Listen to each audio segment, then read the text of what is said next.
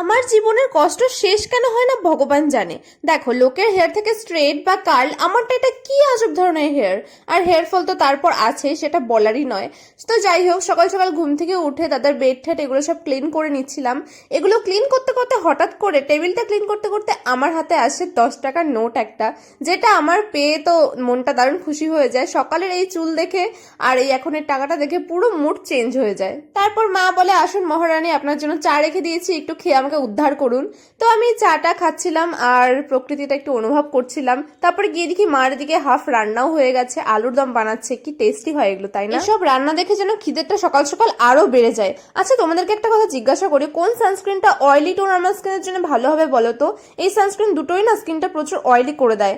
আর এই লাফিং বুদ্ধটা দেখছো, এটা ঘরে থাকা নাকি খুব ভালো। তোমরা একটু জানিও তো এটার ব্যাপারে। আমার সব থেকে বড় কষ্ট, হেয়ার ফল কি দিয়ে কমাবো বলো তো? রোজমেরি ওয়াটার দিয়েও কিছু তো হচ্ছে না আর।